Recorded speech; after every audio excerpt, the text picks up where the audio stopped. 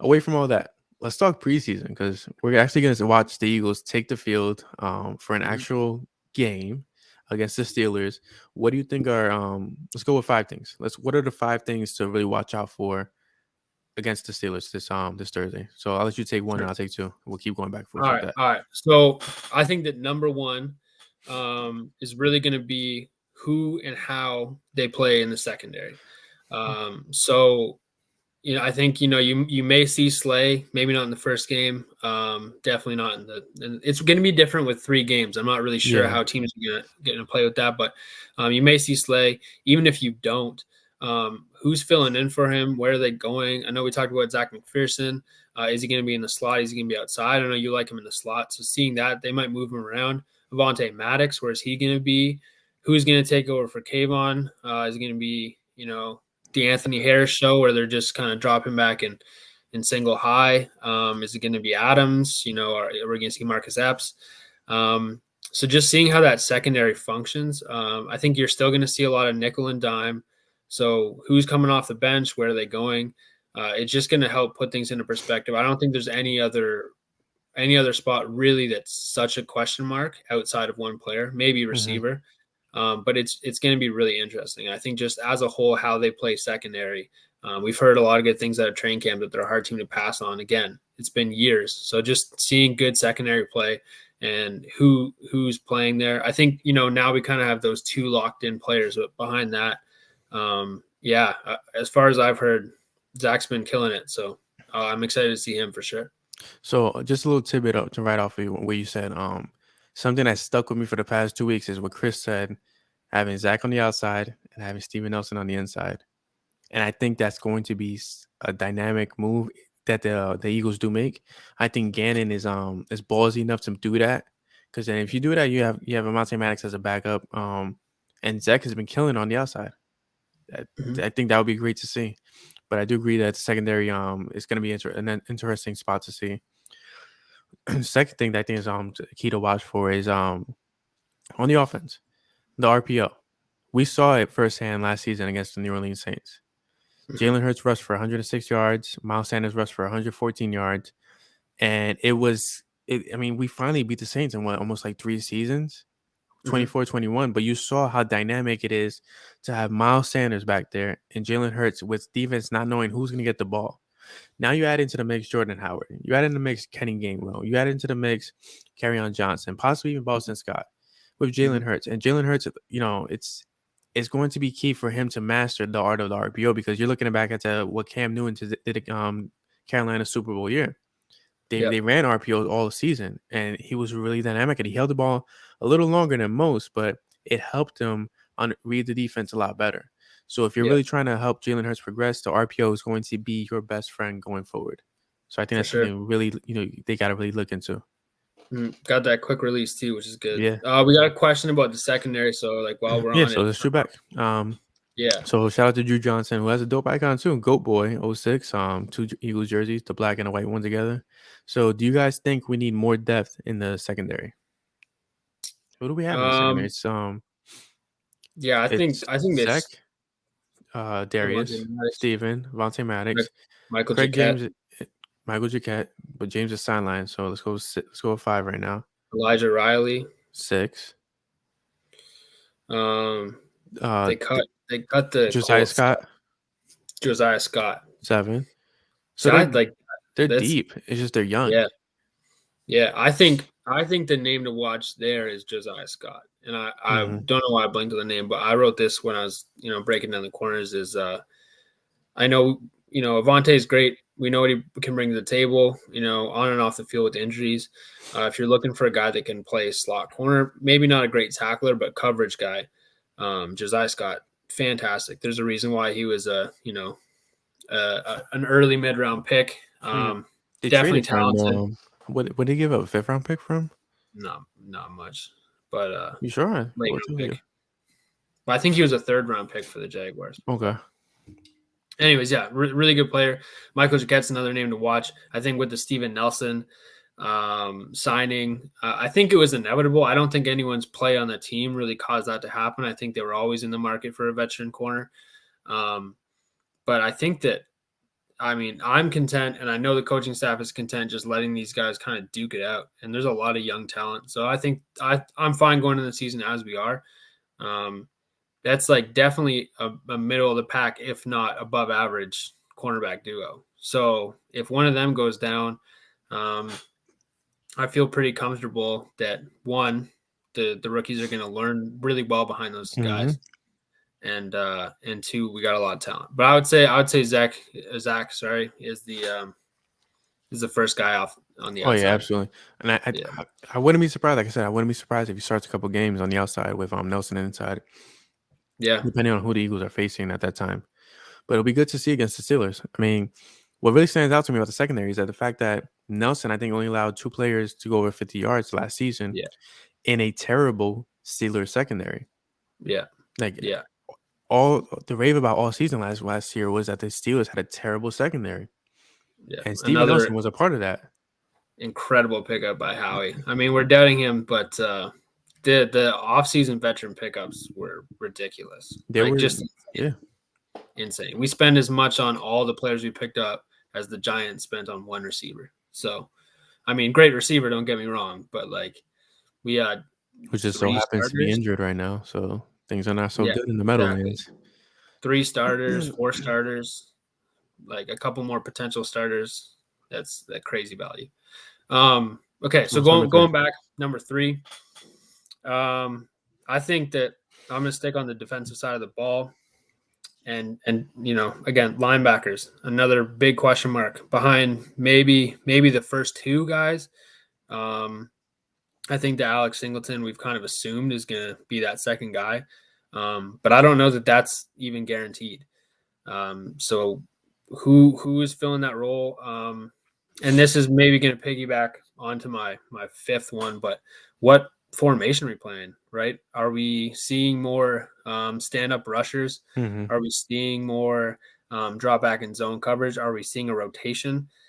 So just seeing how that plays out. I know that we're really high on a guy we had on the podcast, Sean Bradley, how they're going to use him, the competition between him and Davion Taylor, who came in at the same time, where Ryan Kerrigan plays. I know that he had surgery, so he's going to be out. But Joe Osman is listed in there as well, who plays kind of a similar role. So just seeing how that kind of third linebacker is used, or possibly fourth. We might see some of 3-4. I don't know if we're going to see that in the preseason.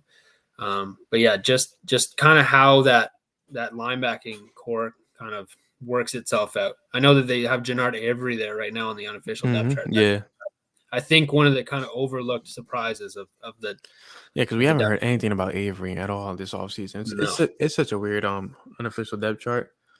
Yeah, very weird. So that's number 3. So number 4 is gonna be the key to the rest of the season. We're finally gonna see the Eagles' offensive line all together. They're all healthy right now. Lane Johnson, Brandon Brooks, Jason Kelsey, Isaac Seumalo, and Jordan Mailata, who won by default. I mean, he really won it because he's freaking incredible. But that's going to be key. The fact that if this Eagles offensive line can somehow, some way stay healthy, they're going to really move the chains against a lot of these teams. I mean, you have the veterans on the right side. You have Mailata, who understands his position, and he's just a dog out there. And you have Kelsey leading the charge. I mean, it could really go far if all these guys can really stay healthy, stay on the same page. A lot of the miscues last season were due to an unhealthy offensive line, a lot of rotations. I mean, Jamon Brown, he felt like it was more important to change to fix his glove than to protect the quarterback. So it's going to be very key to see this offensive line and see how far they're able to go with 17 games into the season. If they're healthy, then this is guaranteed a playoff team. If they even miss, like if one player goes missing, 2 players go down, like this team's not going to go far. Yeah, health is going to be huge for this offensive line.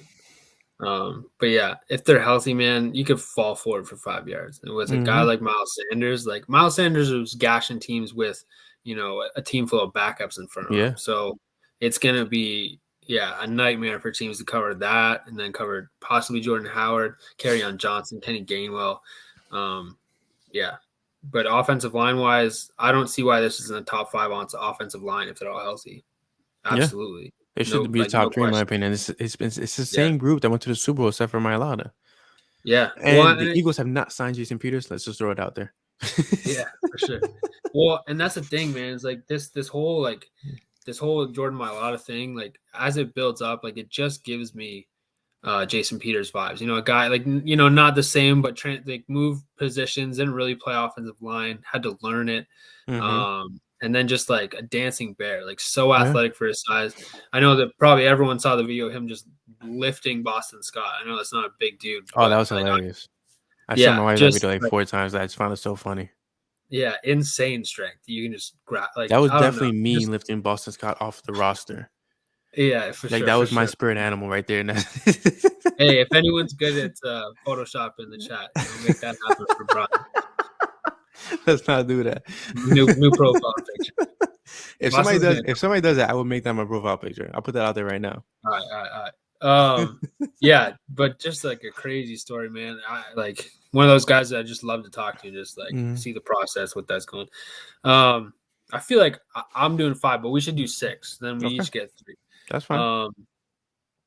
It seems like I'm staying defense too, and you're doing offense, so we Do can it. just keep it like that too. But yeah, like another thing, it kind of feeds into what I was saying as well. Is just like how this defense is going to function. Mhm. You know, are we going to see 3-4? Are we going to see 4-3? Are we going to see a lot of dime nickel?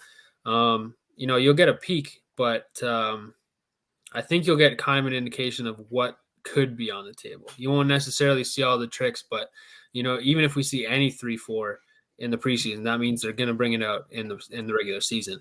You know, we won't see. I know that even in the Steelers and Cowboys games, you know, you don't normally don't see stunts, linebacker blitzes, house blitzes, but the Steelers brought it all, right? So with 3 preseason games, you might get a glimpse of really what's going to come, especially with a new defense. So I'm excited just to see what is on the table. You know, a 3-4. I think that we've dealt with 4-3 so long that we don't even think of the possibilities. But if we're a 3-4 team, we have a nasty pass rushing team. You know, Yeah, we got Kerrigan, absolutely. we got Brendan Graham that can stand up. We got Jannard Avery. We got Josh Sweat even. I don't know if you really have him in the 4-3, but you could bump I him love Josh inside Sweat. on a race car. Like, it's just disgusting what we could do in a 3-4. We have a lot of those linebackers that are tweeners, you know, that could pass rush. So just mixing and matching, it's going to be really exciting. It's going to, I don't know, just keep quarterbacks on their toes, which means us as fans watching. It's just going to keep you on your toes. That'll be exciting. Not knowing what we're doing every single third down, you know what I mean? Not seeing sticks coverage, Oh stuff like that, God, right? So, yeah. that's scarring. That's gonna be Exciting. scarring for Eagles fans for the next Oh, like 3 to so 4 bad. years, which sucks because, you know, it's funny. I woke up today. I'm like, damn, like we have Eagles preseason game. Damn, we don't have an arrogant Jim Shorts on the sideline. Yeah. I I like feel it. like Jaden's got to go into sticks on 1 3rd down and just motion out of it just to get the heart racing a bit. Just line up Oh in God, if sticks they and do that, my do heart's gonna deep drop to zone. my ass. Just get the heart pumping, you know. Oh But God, please don't. All right, so number 6 is gonna be the most important one, and it's gonna be one that we don't get much. We won't get much of a view on, to be honest. Jalen Hurts. It's gonna be key to see how he leads this offense on the first drive of the game. The yeah, Eagles for the first for the first drive of the game in the last probably like 3 or 4 years, they have not been good at scoring. They have not been good at scoring in the first quarter. Period. yeah, If Jalen Hurts can start the preseason game and march down the field, whatever case may be, however many plays he has to run, if he can do that, take command of the offense and show like, hey, you know, I'm more than what people are saying I am, it's gonna be a huge building block going forward. Because absolutely. as remember, this team can never score in the first quarter. That was probably the most frustrating thing of almost every season in the last 4 years is their inability to score in the first quarter and grab the lead. So Jalen Hurts and Nick Sirianni taking on this new era where everything's different. You start the game with a good amount of run plays, little play action here and there, a couple RPOs, and you just lead down the field. You gotta show that this is a progressing rebuild opposed to a Hmm. regressing rebuild.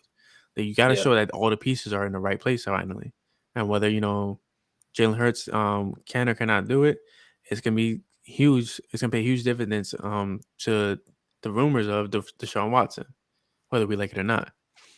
So yeah, Hurts on his one drive or his one quarter, whatever he plays from Thursday, you gotta show up and you gotta lead your team down the field in the first quarter somehow, some way. If you're in the full quarter. I think you nailed it, man. I think that's going to be huge. You have a drive with a couple incompletions, but mostly throwaways, and you drive down the field.